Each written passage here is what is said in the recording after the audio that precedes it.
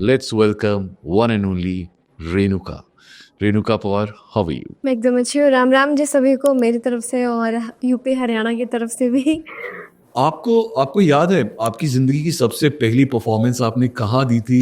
अगर सिंगिंग इस इंडस्ट्री में बोलूँ तो एक बुलंदशहर में एक वेडिंग शो था, वो मैंने फ़र्स्ट टाइम किया था। तो वो मेरे लिए काफ़ी, मैं बहुत ज़्यादा नर्वस थी क्योंकि मेरी एज भी इतनी नहीं थी। तो उस टाइम पे था कि हाँ, वेडिंग शो था तो इतने लोग भी नहीं थे, घर घर के सब लोग थे। तो उस टाइम ये था कि ठीक है, हो जाएगा हो जाएगा। एक बहुत सारी चीज़ें सीखने को मिली। और अगर पहली बार लाइफ में बोले तो जब मैं 6th या 7th में थी, तो हमारे जहाँ से मैं हूँ, खेकड़ा, वहाँ पे, हाँ जी, बागपत के पास पड़ता है। तो वहाँ से वहीं मेरा जन्म हुआ था। और वहाँ पे एक इवेंट हुआ था, डांस का था वो। वहाँ पे बहुत पब्लिक थी, बहुत ज़्यादा, और मेरे लिए तो बहुत बड़ी चीज़ थी वो। तो डांस का हुआ था प्रोग्राम, इवेंट जो भी था, उसमें मैं सिलेक्ट हुई थी। हमारे पूरे खेकड़ा से सिर्फ 7 बच्चे सिलेक्ट हुए थे, उन 7 में से मैं एक थी। तो वहाँ पे मैंने परफॉर्म किया था। तो वहाँ पे जब मैं स्कूल गई नेक्स्ट डे, तो एकदम मेरे को ऐसा फील आ रहा था जैसे मैं सेलिब्रिटी हूँ। सब लोग ऐसे बोल रहे, रेनू वो तो हमने तुमको देखा था, तुमने वहाँ परफॉर्म किया था। तो वो तो खैर एक अलग चीज़ थी। फिर उसके बाद सीधा पढ़ाई पे फोकस हो गया। इस लाइन में तो कोई जान पहचान ही नहीं थी। जब आप वापस अपने गांव में जाती हैं, जब बागपत जाती है अपने पेरेंट्स के पास, तो वैसी सेलिब्रिटी वाली फीलिंग आती है कि लोग गाड़ी के पीछे भाग रहे हैं, ऐसा होता है? नहीं, ऐसा नहीं है, क्योंकि जहाँ हम रहते हैं वहाँ एकदम सबको पता है रेणुका यहाँ रहती है। हाँ, पूछने बहुत लोग आते हैं कि रेणुका है कि नहीं है। तो मैं काफ़ी बार नहीं होती हूँ घर पे, या फिर ऐसा भी होता है, कई बार ऐसा हुआ है कि अगर मैं बोल दूँ कि मम्मी मैं बहुत थकी हुई हूँ, प्लीज़ आराम करने दो ना, तो बहुत दूर से लोग आ जाते हैं। तो बोलते हैं, आंटी प्लीज़ बस एक बार मिलने दो दीदी से, बस एक बार। मम्मी पहले मना कर देती हैं कि वो यहाँ है नहीं, वो चंडीगढ़ गई है। फिर जब उनको देखती रहती है ना, तो मम्मी को तरस आ जाता है, बोलती है यार इतना दूर से है। मम्मी बोलते हैं, मुझे घर पे शालू बुलाते हैं, बोलते हैं शालू, मैंने कहा हो गया काम। फोड़ दिया भांडा। एक बार आ जा प्लीज, तो कितना दूर से आया। मैंने कहा ठीक है, आती हूँ। तो देखो यार, मम्मी का ना एक बहुत बड़ा हाथ होता है। जैसे ऑफ कोर्स आपके जो भाई हैं वो हमेशा आपके साथ रहते हैं, he is also contributing a lot towards your growth, and वो भी आज आपकी जो जर्नी है उसमें आपकी बहुत हेल्प कर रहे हैं। बट माँ का योगदान एक अलग होता है। सो आपकी मम्मी के कुछ ऐसे सैक्रिफाइसेस जो उन्होंने आपके लिए किए, आपकी इस जर्नी के लिए किए, जो आज आप हमारे लिसनर्स को बताना चाहिए?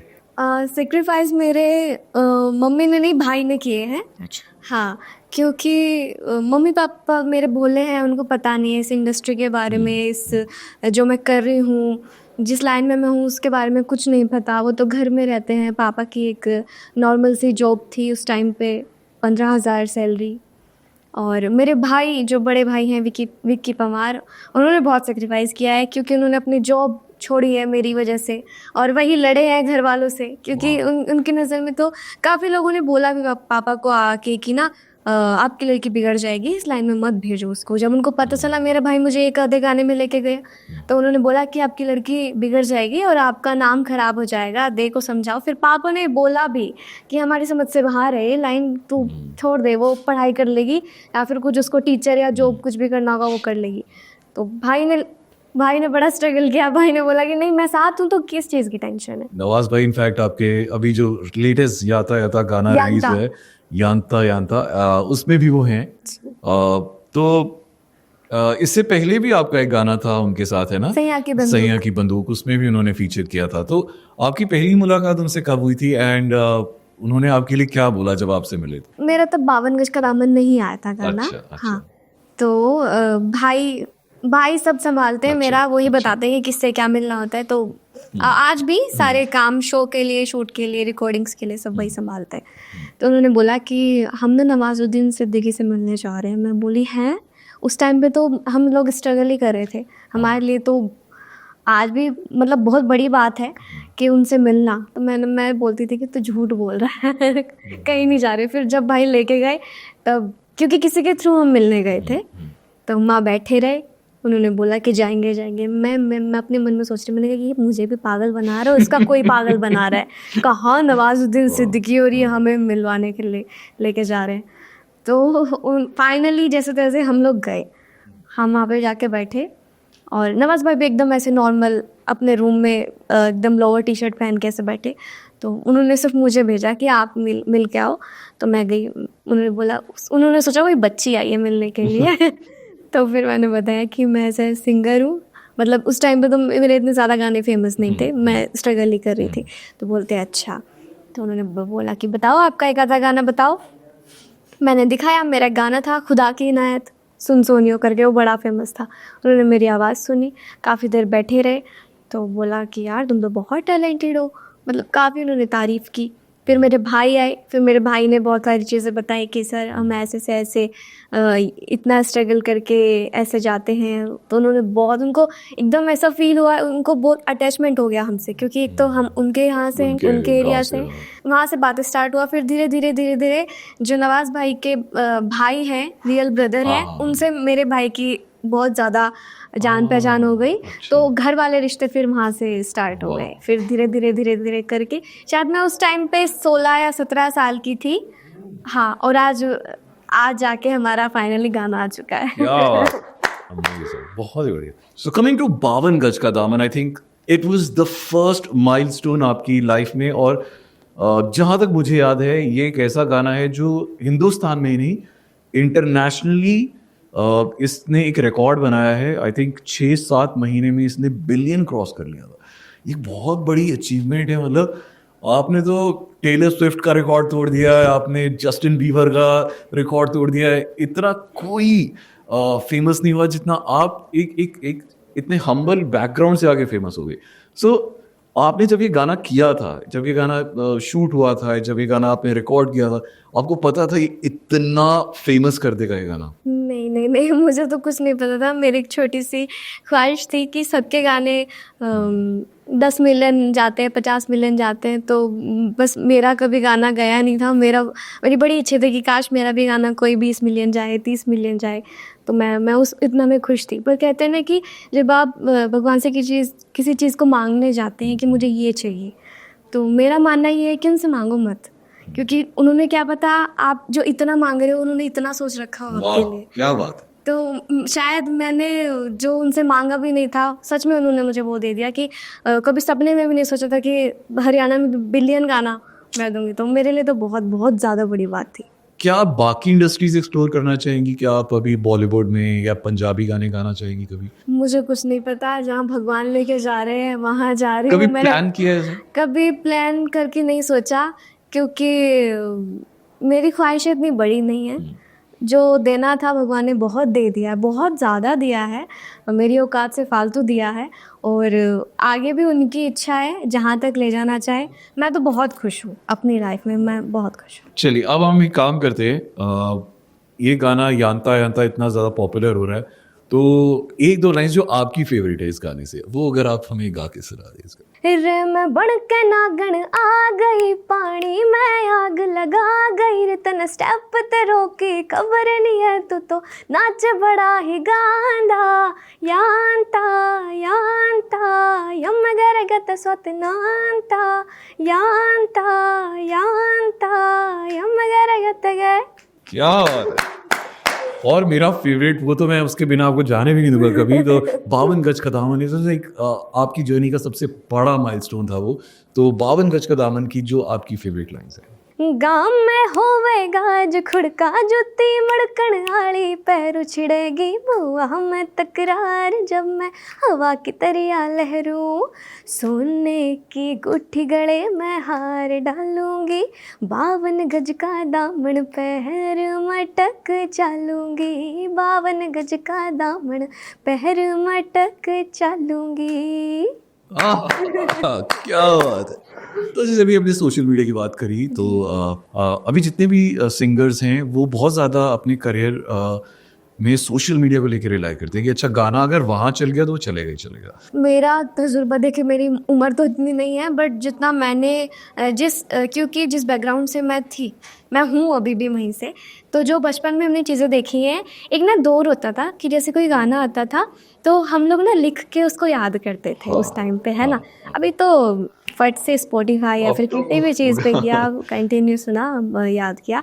और शायद ये कहीं ना कहीं एक गलत चीज़ भी हो रही है कि अगर कोई गाने को हाइप मिलती है इंस्टाग्राम पे तो आपको देखने को मिलेगा हर तरफ वो गाना, वही गाना, वही गाना।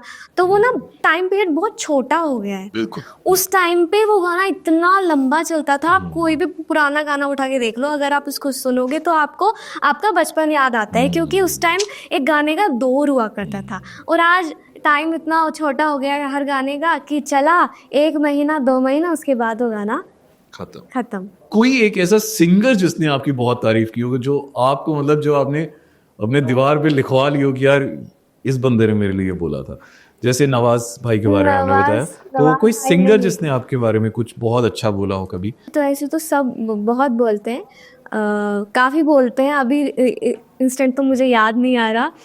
जैसे कि सलीम सर है, सलीम मर्चेंट सर, उन्होंने भी बहुत अच्छा बोला था। और जब मैं बी प्राक सर से मिली थी तो उन्होंने भी बोला था।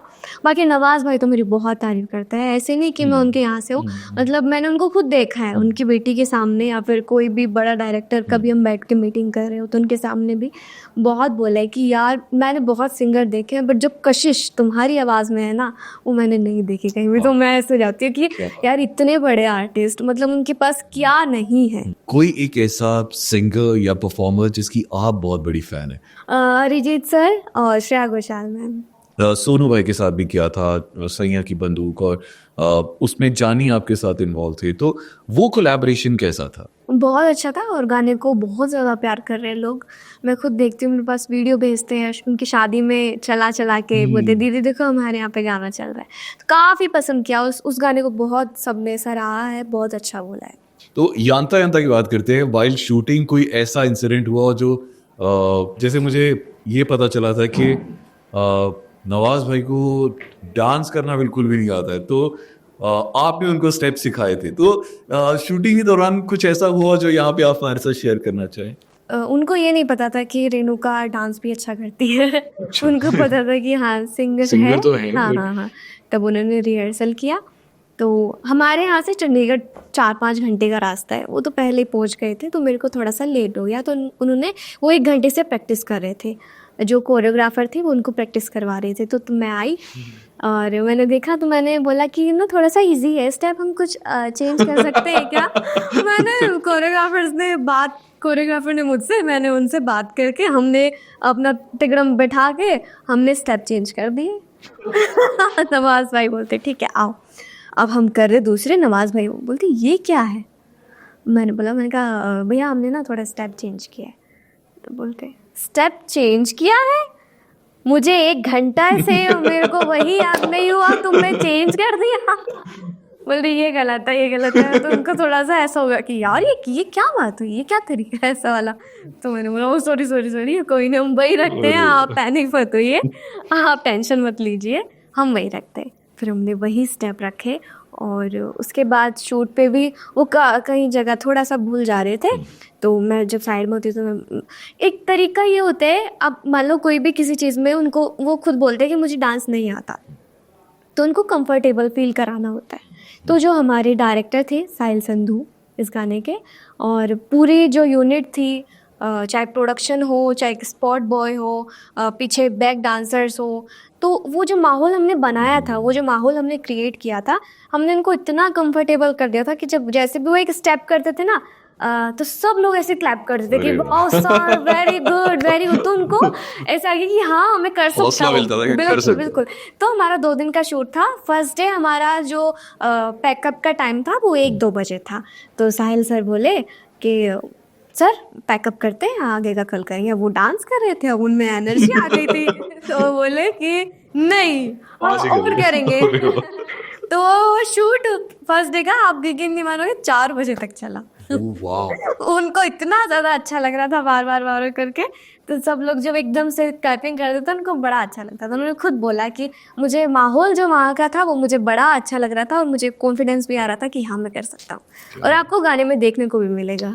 देखिए हर एक चीज़ का एक बूम आता है। अभी जैसे जब मैं बहुत छोटी थी तो उस टाइम पे जैसे आपने बोला कि पंजाबी गाने ट्रेंडिंग में चल रहे थे, तो वही वाली बात है कि अगर ये है अब उसके बाद क्या, अब उसके बाद आया हरियाणवी। हरियाणवी ने बोला कि अब मैं हूँ। अब मेरी बात। बिलियन हुआ है, वो एक फैमिली की तरीके से मान के रखो। तो मेरा मानना तो यही है कि यार कंपटीशन ना करके एक फैमिली की तरह अगर हम साथ चले बढ़े तो उसमें ज़्यादा फ़ायदा है। आपके हरियाणवी सिंगर्स में आपको कौन सा एक ऐसा सिंगर है जो आप पर्सनली बहुत ज़्यादा सुनती हैं?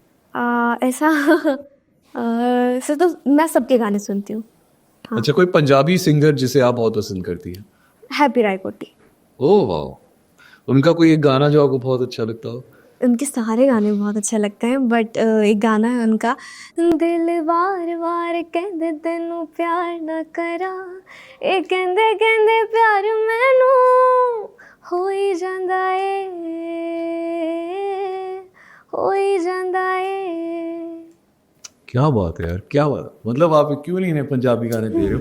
समझ नहीं आ रही। मतलब मुझे लगता है कि आप जब पंजाबी गाने करेंगे तो आप एकदम it'll be a super duper blockbuster above the roof। मैं मतलब आप ये लिख के लीजिए, आज ऑन दिस इंटरव्यू कह रहा हूँ, ऑन रिकॉर्ड कह रहा हूँ कि आप पंजाबी गाने जब भी स्टार्ट करेंगे बहुत ज़बरदस्त होगा, उसका रिस्पॉन्स बहुत अच्छा आने वाला है। सो प्लीज़ आप अपनी पंजाबी जर्नी जल्दी जल्दी स्टार्ट कीजिए and we would love to hear more of you. अब यांता यांता के बाद अगला क्या आने वाला? हाँ, अगला भी हमने प्लान कर लिया है हमारी पूरी टीम ने, वो भी बहुत बड़ा सरप्राइज़ है और आपको अच्छा लगेगा देखने में। अभी एक नहीं 2-3 किए हुए हैं। तो देखते हैं अब क्या होगा। हम अब बस यही है कि हमारा काम मेहनत करने का है, उसको पसंद करना सब पब्लिक के ऊपर है, उनके हाथ में है, उनको क्या अच्छा लगता है। तो बस ये। Thank you very much Renuka, it was lovely having you हमारे स्टूडियो में एंड बुर्रा शो में आज आपका इंटरव्यू करके मैं भी धन्य हो गया। बहुत बहुत शुक्रिया। Thank you so much. 107.2 fever हो गाने बजण दो।